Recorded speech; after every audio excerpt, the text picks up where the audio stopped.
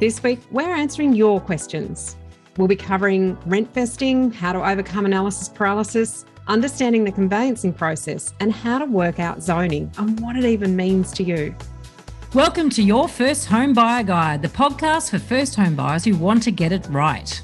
I'm Megan and that was Veronica. We're both buyers agents and probably old enough to be your mums. But that's a good thing because between us, we've got over 40 years experience and we are going to share with you bucket loads of stories about avoidable mistakes. Together, we're going to make sure that you get unbiased and real information that you can rely on so you can get where you want to be without missing a step. Now, we've got loads of great tips for you in this episode, and if you'd like more useful tools, head over to the website homebuyeracademy.com.au. There you'll find free checklists that you can download, a free mini course on how to price a property, and our Where to Buy workshop for only $39. Priceless stuff, really. Bargain. But before we get into the interesting stuff in this week's episode, here's the boring bit, the disclaimer. You, of course, know that nothing in this podcast is to be taken as personal advice. We always recommend getting the advice of an expert in their field of expertise. Now, we've done our very best to ensure that the content is correct at the time of recording, but things change. So check with the relevant government authority or your advisors to get the most up-to-date information.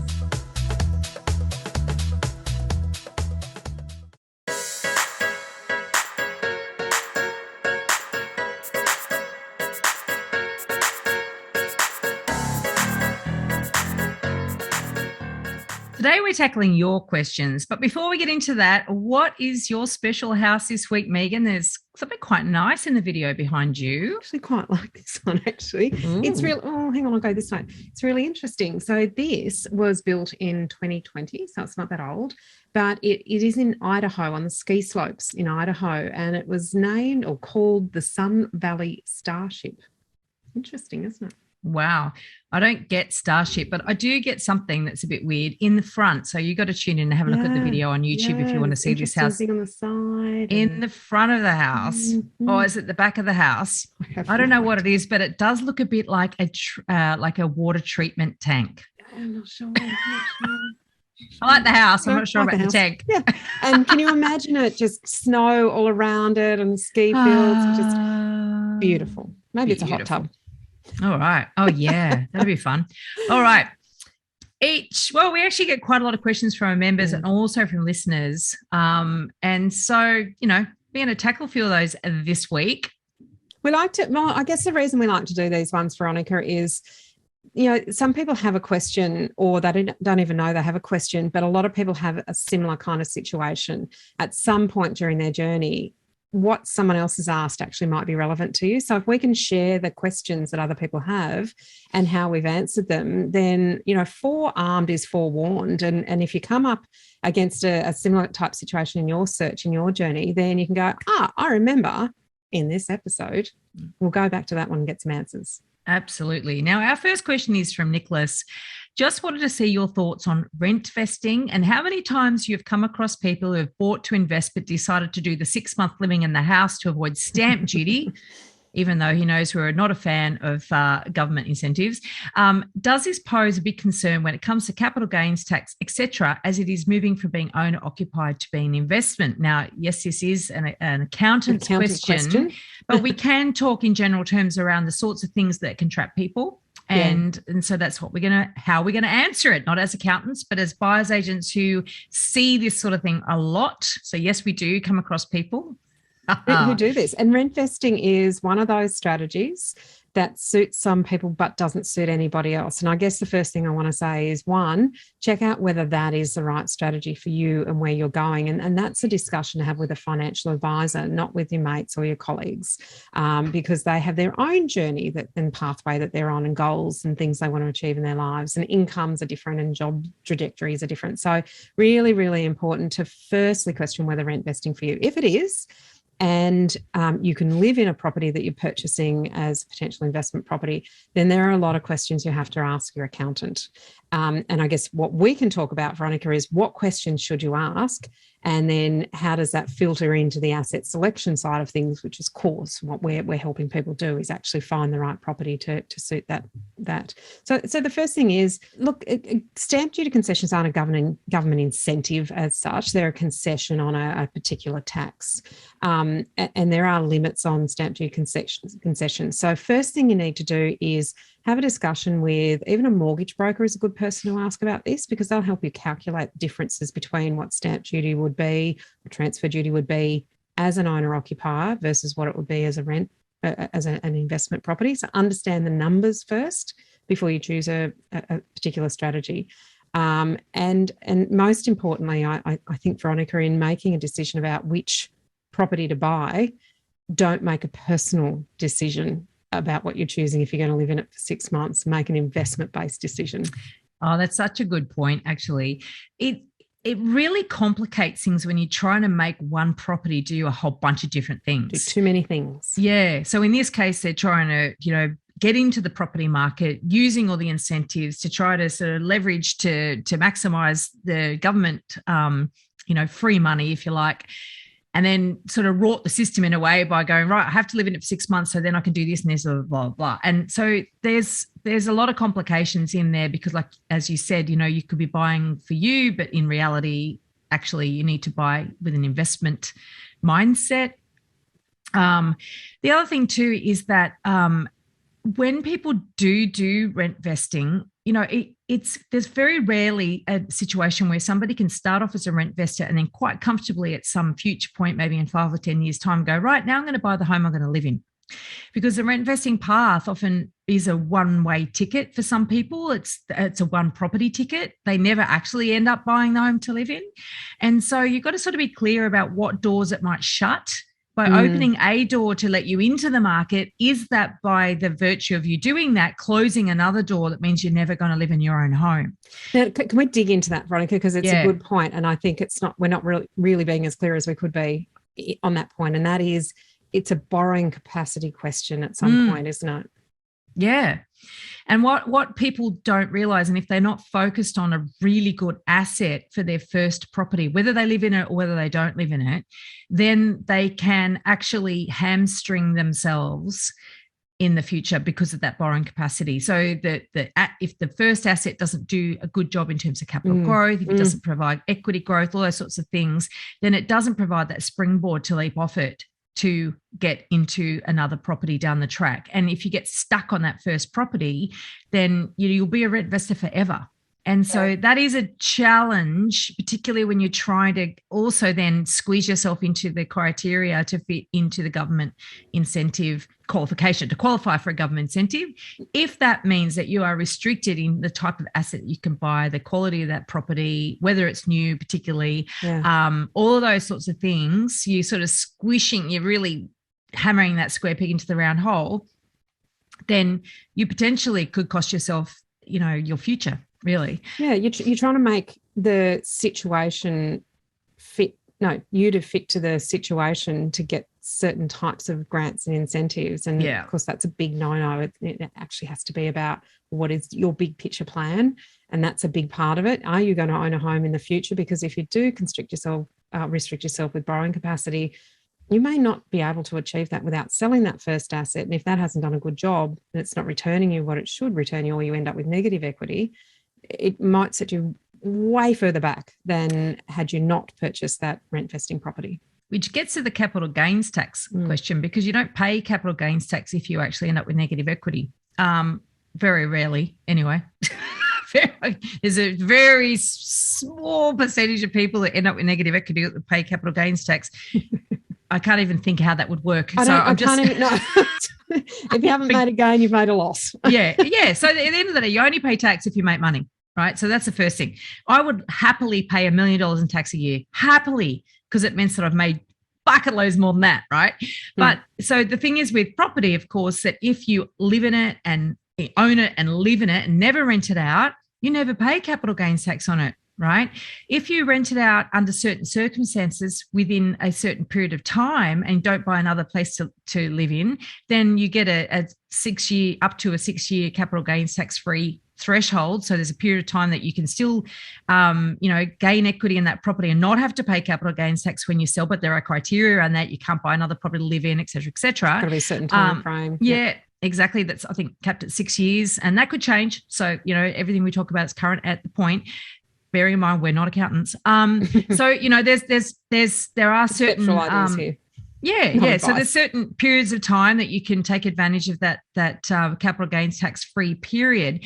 But the problem, once again, with buying an investment or a rent vesting before, forgetting whether you live in it or not, if you don't live in it, then you never get that capital gains tax free period. If you do live in it, you under certain circumstances, you can get a period. But if you are pure rent vesting where you never actually live in it, then you will pay capital gains tax when you sell that property, which is another issue when you want to sort of leapfrog or leverage into a bigger home to live in at some future point, because that means you're paying tax on a property that you wouldn't be paying tax on if you'd actually bought something to live in the first place. So that it is quite complicated, and it is really really important to understand these different implications. But Great question, because there's a couple of things that are just slightly confused in the question too, and that is, how big a concern does it pose when you move from being owner-occupied to investment? Well, they're treated totally differently from a tax perspective. So there's two different tax events that are happening there. So really, really important to understand why you would be doing that. What are your savings? What are your intentions? What are your long-term goals, your short-term goals? And having those conversations with a broker and an accountant to really understand, because you may well find that there isn't of any great benefit of you doing that in the price of property or the area that you're buying in, because you don't get the concessions. And you shouldn't then choose an asset based on the concessions if you can afford a better asset in a better location. This is so convoluted, even our answer to this. I know it, I get it, but I can understand if you listen to this, your head's probably spinning. There's lots of what ifs. There's a lot of what ifs, and it's about you. It's not about a general question. And I think that's the thing that we really want to hammer home, is you have to talk to the experts in their field about those situations as they apply to you. And it is a process that you work through. And I know we harp on about this, but an educated buyer makes better decisions. And if you work through this process, take the steps in the right order. Absolutely. Exactly right. Let's look at this question that we had late last year, I think it was.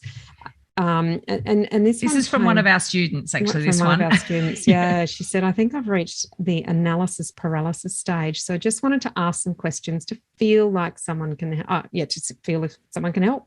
We can help. Sure. Of course. We won't make your decision for you, though. That's what we always go back and say. When you say easy to buy, hard to sell, if the market is slow, which doesn't seem likely anytime soon, it will come. It has actually come in starting Sydney and Melbourne. Yep. How do you know if something is too easy to buy if it's a buyer's market? I assume you trust your due diligence. You want to start with that one, or should we? It's a long question. It is a long question. There's 4 parts, I think, to this question. There are. Yeah, that one. And that's such a good question, because what she's basically saying is in what we talk about all the time is, in a hot market, everything gets competitive and everything feels difficult to buy. And, because our principle is that if it's easy to buy, it's going to be hard to sell. And if it's hard to sell, it's going to be easy to buy. Hard to buy, it's going to be easy to sell. So the point being that, a really in-demand property is generally a good asset. That's the sort of one of our litmus tests. However, in a hot market, everything's really hard to buy. Everything's competitive. So she's brilliant for asking that question. So really, the way to work out if something will be easy to buy in a buyer's market is to consciously push down FOMO and engage your critical thinking. So you have to sort of think, am I overcompensating on negative features because I fear that I'm never going to buy?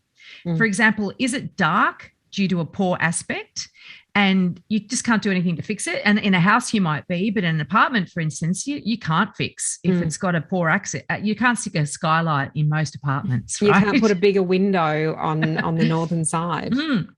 Whereas in a house, there's things you can do to fix it. So if you're sort of trying to compensate, like, I'm always at work anyway, and I'm never home, it won't matter to me. It's like, that's a good sign that, you know what?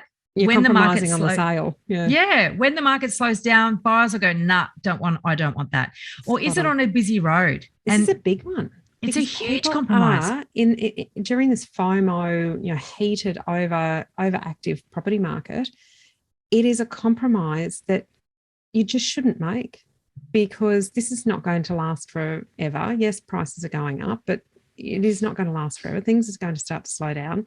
And when people do start to feel that pressure lift, then the compromises won't be the ones that they will make. So those things like main roads, flood affected, overland flow, backing onto commercial, all of those sorts of things that are just overriding objections that cannot be fixed. People are going to start saying, I can get better. Yeah. I can do better. The fundamental question to ask yourself, if I had choice, would I go for this? Because if at the time that you're looking, you don't have choice. It could be there's just not enough stock on the market, or people are snapping stuff too fast. Is if I had choice, because at some point the market will turn again, and then people do have choice. And when they have choice, they get picky. And they won't buy on a busy road, or they won't buy the ugliest house in the street that you can't fix, and they won't buy an apartment if the bedrooms are bigger than the living area. They'll get fussy about stuff like that. You might think you laugh and but like, how many times have you walked in a place and you go, oh, it's all out of whack, it's completely all distorted. The are wrong. Yeah. Is the house on a steeply sloping block, and you're thinking, oh yeah, I can get out there and I can terrace and all this work, and you just think, would you Would you actually use it if it was terraced? Yeah. Or would you bother? It's all really choice. Good and well to say it's a steeply sloping block, but I'll put a couple of levels.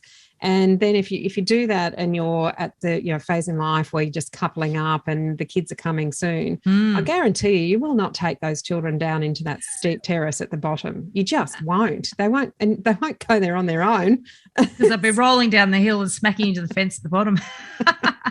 So these are the signs. I think within ourselves we know. We are compromising. We have to compromise. But it's working out, what am I compromising on? Things that are going to be a real problem for me when I go to sell it, or things that I just have to get over. If there wasn't upward pressure on the market, if there were other options, would other people buy this property? You have to think about the future buyer when capital gain is an element of your strategy.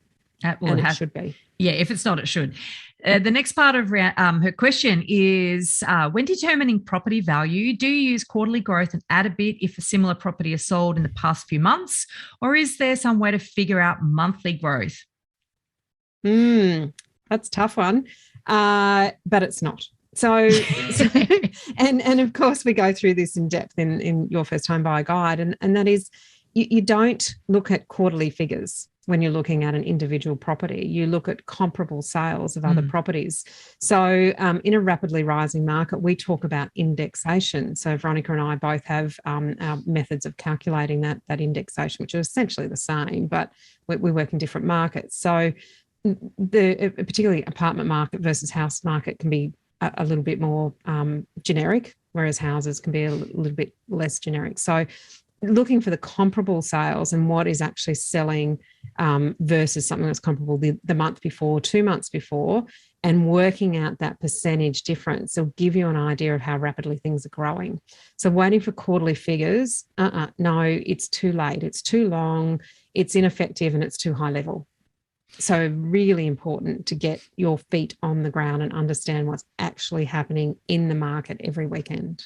So there's when a market's rising, you need to adjust every month. When it's falling, you need to do the same thing. Yeah. But there are periods of time when the market can be quite static, even in Sydney at the moment. So we're recording this in May. We'll probably go to air, I don't know, June, July. And the market in Sydney has definitely peaked. It peaked in January. And then when things go back to normal, it's like some properties continue to sort of grow in value and others will lose value. So the C grades lose value. The A grades continue to gain a little bit. B's, there's pretty much one buyer per property, and they just stay around the same. So the growth really flattens out. So you don't sort of need to adjust every month in a pretty stable market. You can probably look back at 3 months ago and think, it's probably sell for similar money. But so it's really contingent on what's happening in the market at the time. And then, but yeah, the comparable sales is really, really important, and adjusting only if the market's moving rapidly in either direction. One thing we do like to use those, median house price statistics for, Veronica, is to compare different suburbs. Mm-hmm. So you might look at a comparable house in one suburb versus another suburb, or that think they're comparable, but you do actually want to look at the differentiation between the median house prices in those suburbs to see how comparable they are or aren't. And the challenge with that is assuming you've got similar type of stock. So if you're looking at a suburb, which is like a suburban family block size blocks of land with family houses, and the next suburb has got similar type of property, and so you can compare those medians because it's sort of like an apple with an apple. But if you're comparing one suburb which has got like a lot of riverfront land, some workers' cottages, like I'm thinking about Sydney, for instance, that might have some waterfront, some workers' cottages, and everything in between, that median for that is not going to be useful when comparing to something that's got totally different type of housing stock. So you sort of got to look for the similar type of stock, and then that can be really useful for comparing suburbs, particularly apartments. Yeah. Complexes, similar sizes, differentiation in suburbs. Part 3 of her question was sort of on the same lines, which is how do you figure out if a suburb's growth is just because of new house and land sales? Just looking at recent sales data on something like realestate.com. Well, there's a couple of things here, because the thing is, what property developers and spruikers will often talk about is rising prices in a certain area. And if they are growth suburbs. Yeah. And they could be looking at statistics that actually says, yes, those median prices have been rising. That's because there's been a zoning change and all the people with their old houses have sold it to developers. And so they got more for their house because they buddied up with their neighbours, and effectively it became a development site. You know what I mean? Because of the zoning change, it actually had a significant change in value. They go, look, at prices are rising in this area. And technically they're right. But what they're not actually divulging is that that's the reason prices rose, not because it's not saying that the 4-bedroom home built cheek by jowl to the next 4-bedroom home on 250 square metres of land is actually increasing in value. Got to look. You mentioned earlier the composition of what makes up the prices in that suburb is really important, and if you can pull out, and again, it's good to look at an individual level what properties have been doing, and particularly unimproved properties from one sale to another. Is a really good way of breaking that down to a much more granular level. But it's really important to keep your eye on that, because if there have been, as you say, rezoning, that can really push a median house price up. But you might actually find that individual house resales are going backwards in those suburbs because people don't want those necessarily big developments to be happening there. So breaking them down to a much more granular level, it takes some effort, and it takes a really good use of spreadsheet and feet on the ground, but it's really well worth it, because choosing a suburb just based on median house price figures can really sway you in the wrong direction if you're not looking at the composition of what's actually in those sales figures. Now, her 4th question is finally, and maybe this is rhetorical, I feel like I'm getting cold feet at having to try and judge what's an A-grade property in a B-grade location instead of looking at wishful thinking, probably B-grade older properties in an A-grade location. So maybe this question is just me looking for a reassurance that regardless of how tempting the beach is, that's usually the smart choice. I'm not quite sure what she meant about the beach, but don't either. Is that the B grade? Would that be the A grade location and the B grade property? I think so. I think maybe it's B grade property in A grade location. And look, it depends on complicated. It depends on what makes it a B grade property, because being on a main road and A grade location still wouldn't suggest that just in and of itself would be a good decision. There would have to be a lot of other factors that would come into that, and we couldn't go to that level. But if if it's B grade because it has, a clunky floor plan that could be fixed, and you have the money that could allow you to fix that, then you could overcome that objection and you could actually turn that into an A grade. So it depends on what it is that makes it the B grade, if you like, or the lesser standard than the house next door that doesn't have the issues. I think the interesting thing with that too is that there are B grade locations within A grade suburbs, even C grade locations within A grade suburbs. And I think that's some people sort of get fixated on the suburb itself, like, got to go on a great suburb. It's like, well, actually, I would rather go to a lesser suburb but get a really lovely street than buy a crap spot in a great suburb. Yeah. And what we're talking about there is maybe it's at the bottom of the dip. Maybe there's some, really lovely houses in elevated positions, but this particular property might be in the bottom of a dip in a great street. In the really mozzie infested, whether that's a good decision. The mozzie infested flood prone creek. You want an hour away from that. All right. We've got an anonymous question. I can't remember why this is anonymous, but anyway. I don't either, because it only comes to us. We popped the questions into a bucket. By the way, Rhiannon did buy. So she did overcome her FOMO and bought a great quality property. Which is fantastic. So this is anonymous. I spoke to a conveyancer on the phone today, and when I asked how many contracts, this is Section 32, so this is in Victoria. They can review for their fee. They said they're happy to review contracts for nothing as they look over at them after hours, and then the actual conveyancing is charged for. And the process was explained that they look over the contract and let her know if there's any conditions that she needs to have with the offer. She places a conditional offer when that's possible, of course. And then they start the conveyancing process. And she couldn't quite tell whether this was after the offer was placed or actually accepted. So this is what the conveyancer said to her, right? Does this sound dodgy? The fact they review however many contracts you want for nothing. Am I trapped with a dodgy property if the conveyancing only starts after I made the offer? I thought conveyancing was the looking into the contract stuff. And even if it isn't, if it can be done. Oh, good. Okay. So he's actually saying he's perhaps confusing property conveyance with contract review.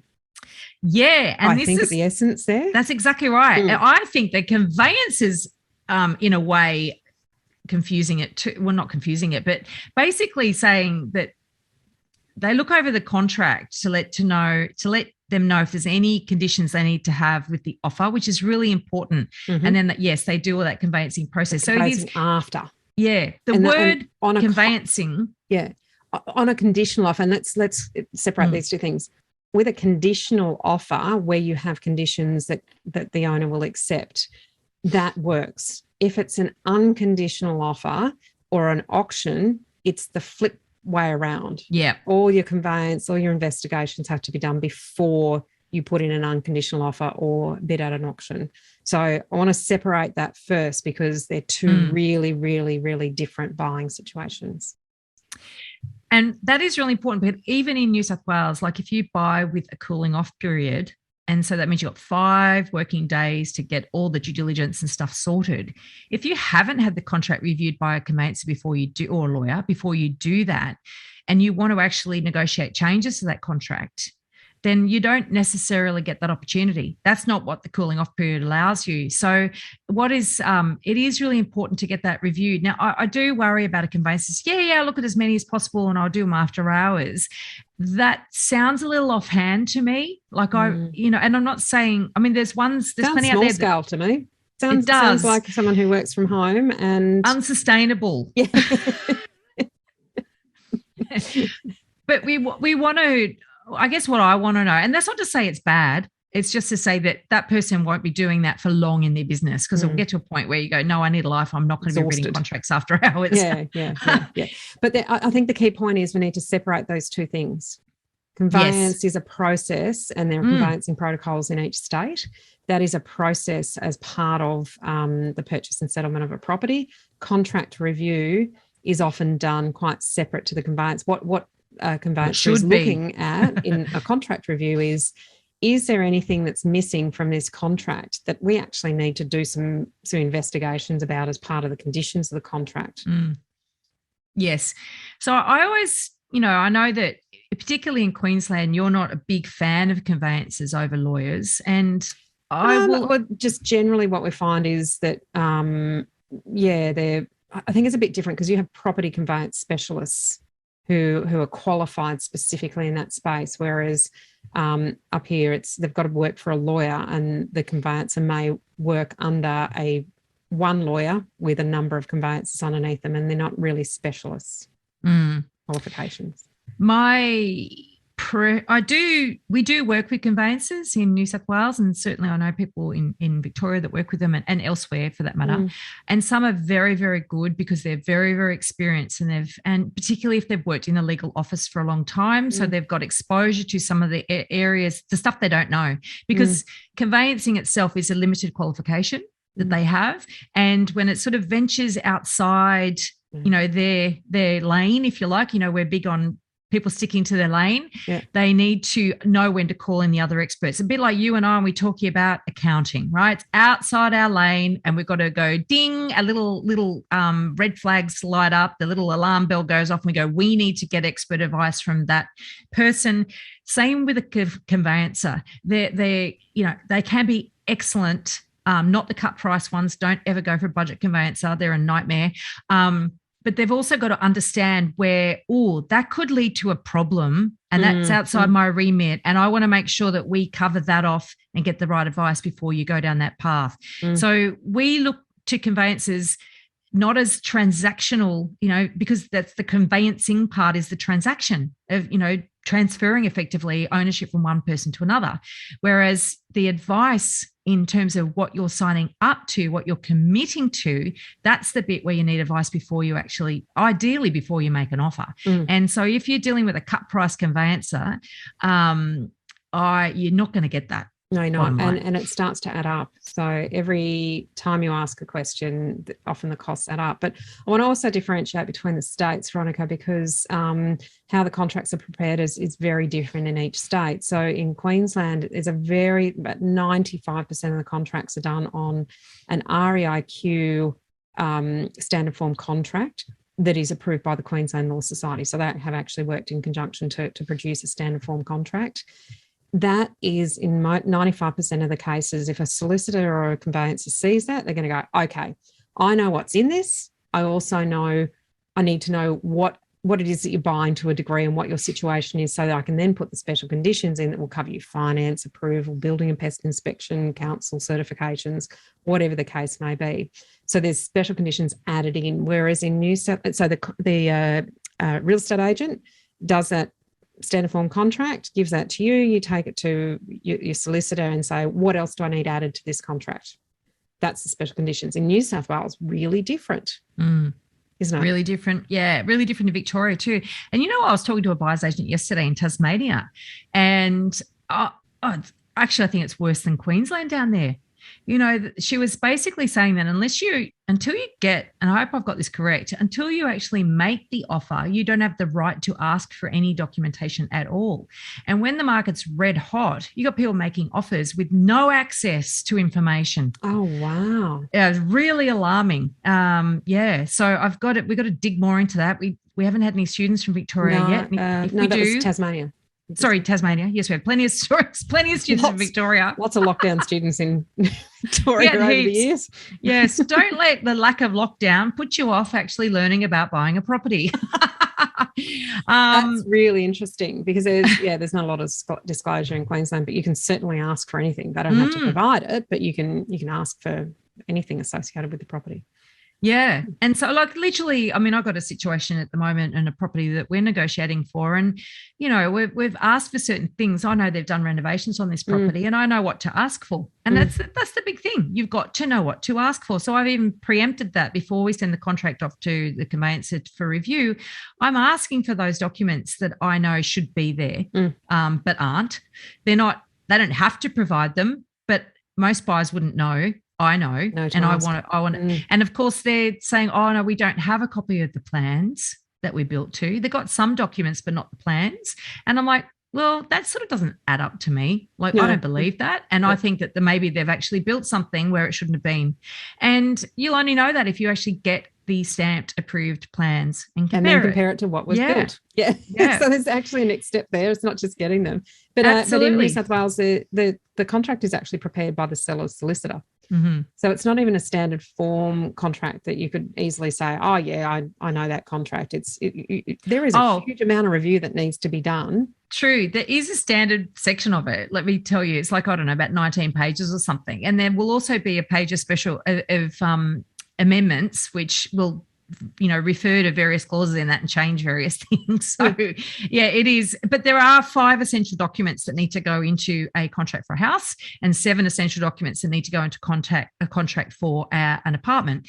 And so at least you've got a starting point that have to provide those things, as I said. And in Victoria, it's very similar with a Section 32. But obviously, if where you're buying, if you don't know what's missing, because even then there's stuff missing, even with those documents. Anyway, so that's what a good conveyancer will help you, the stuff that's missing.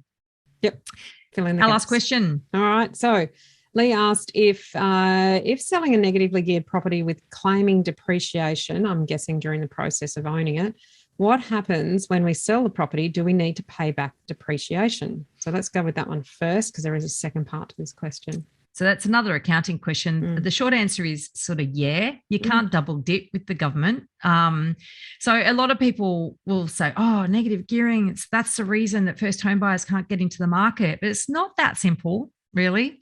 And, so if you do claim like interest costs and depreciation and those sorts of things throughout the life of owning the property, and at the end of it all, the depreciation does get added back. And I only found that out myself when I sold a property some years back. I was like, oh. Yeah, there's some add backs that happens. There are some capital costs that you can bring into the equation, but there are some like stamp duty. Yeah, buyer's agent fees, buyer's agent. If you use those. But so important to have that conversation with your accountant even before you enter into it, because it can help with the holding costs during the process. So that's what the depreciation and negative gearing is about. But there are consequences at the end. So it's a bit like work from home in your own house. There are capital gains implications for claiming those sorts of costs. So you've got to, don't just look for what the benefit is. Make sure you understand what the bigger picture is and what the long-term impact is on you. And an accountant is absolutely the place to find out that information as it relates to you. I'm so glad you raised that, because often these things are offered as like this great opportunity. You're nuts if you don't take advantage of it. But if it comes back and bites you in the bum at some future point, you go, oh, hang on a minute. So if I'm claiming that bedroom as an office and that forms, I don't know, 10% of my house, that means 10%, you might have to pay capital gains tax on 10% of your property. Yeah, so I reckon that's a light bulb moment for a lot of people. Yeah. And so it's once again, it's the right advisors, getting the right advice at the right time. In the right steps. Yep. And the second part of her question was how to check the zoning of land. Could you please explain more on zoning? What data to look at before you purchase? Days on market, vacancy rates, which has nothing to do with zoning. What is NDIS homes, and is it worth investing? Tips on how to purchase a house, especially now in a hot market. Look, I wouldn't so much in there. Let's just go with zoning. I know. Let's just stick to zoning, because I mean, like, the reality is that, trying to find, it's like defense housing. Do you remember? I don't know if you've it's still around. It's still around. DHA housing. Yeah. I remember when I first got into buyer's agency, like a number of other things that I thought I had this sort of lovely little romantic notions of what I was going to be doing. And one of them was because I'd sold a few properties that were defense housing in Rozelle in Sydney over the years, and I sold them close to when they were at the end of their 10 or 15-year contract. And so there's a massive discount when you're selling those properties when they were within contract, because only investors could buy them. It's a classic example of why you don't buy investor stock, right? And then, but at the end of that contract, their value shot up because all of a sudden anybody could buy them, So there's this one little tiny... One moment in time where you had a big increase in value. And so I thought, I'm going to buy all these defense housing properties from my investor clients just before the end of their contract. And like, yay. Yeah, they'll get fresh carpet, fresh repaint. I know. And then all of a sudden value increase. And then I realized that they don't develop in those really A-grade areas anymore. They basically build these house and land packages out in clusters. Areas where I would not call A-grade properties in A-grade locations anymore. So I was quickly disabused of that notion. But back to the zoning question. Goodness, you didn't. I did not put any clients into those properties. Oh, dear.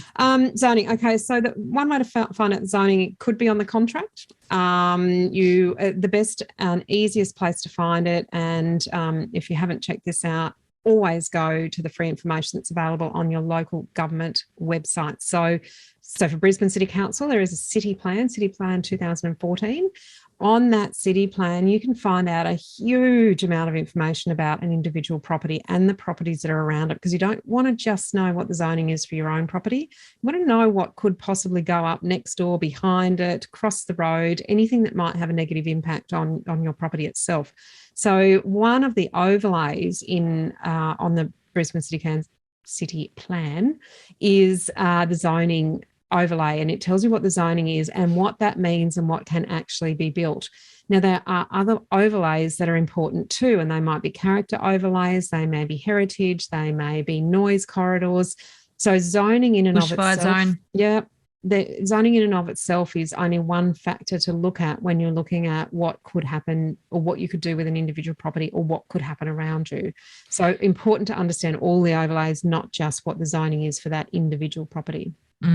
One thing that, like for instance, if you're in a zone which is for multiple dwellings, you might be buying a house and you think, okay, well, that's great. Maybe one day I'll join up with the neighbours and we'll all sell to a developer.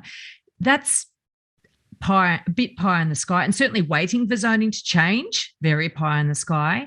But also you've got to think, well, what could be built next door? That's another thing with zoning. That's why it's important, because even across the road could be a different zoning to what the property you're looking at buying. Yep. So it's really important to understand this and look into each of the different types of zones and what can be built there. And also, I think too that this is just one of those classics that the information is readily available. It's just that most people don't even think to look, and also don't know how to interpret it. I was just thinking, you can have you can buy, let's say, 1,000 square meters that's zone low to medium residential, which means you could do units, townhouses to 2 or 3 levels. But if there's a character overlay on that block and a house that was built before 1946 and is in the aerial photo, you can't actually remove the house. So it actually limits what you can and can't do. So if you're a would-be developer and you buy based on zoning alone without understanding the other implications of the property that sits on there currently, and the houses that sit around it, that can have an impact as well, then you may well pay highest and best use of development potential without the ability to develop it. And then there's frontages, there's floor space ratios. It's a really very complicated understanding. Stormwater locations, sewer lines. Maximum heights, there's a whole bunch of things. So I would never that's where you can get the information. Yeah. That's it. You can get the information there. As Megan says, you've got to know what to do with it. And I would never do any of those speculative buys without getting like a town planner's advice or once again, someone in their lane. Yeah, absolutely. All right. Just very, very quickly, she did mention days on market and vacancy rates. And look, these are good things to keep an eye on. What I like to do, particularly with days on markets and vacancy rates, they're two different things. Days on market is the amount of time it takes the average property to sell in that area. And if you look at that over time, you can just see what the market's doing. When there's higher days on market, it's a slower market. When there's less days on market, it's a hot market. So, but you know what? If you're on the ground, when you're starting researching an area, you might look at that. But if you're on the ground and you have good local knowledge and you need that to buy properly, you won't need that data. And the same with vacancy rates. Once again, you won't need the data because you'll know what's happening. But when you're starting to research an area, yes, I think that's a good thing to just check out as your starting overview of anywhere that you're thinking about buying. Good advice. In this episode, we've covered a very small part of our 10-step online course for first-time buyers. If you would like to learn more about the process and how to buy without making a mistake, then head over to our website, www.homebuyeracademy.com.au. Don't forget to subscribe to the podcast so you won't miss an episode. And if you like what you've heard today, please give us an iTunes review. 5 stars would be wonderful. It will help others find us as well. Thank you for joining us. We hope you found this really useful. And if you have, please share the love with others who you know are in the same boat. We'll be back next week with some more priceless stuff.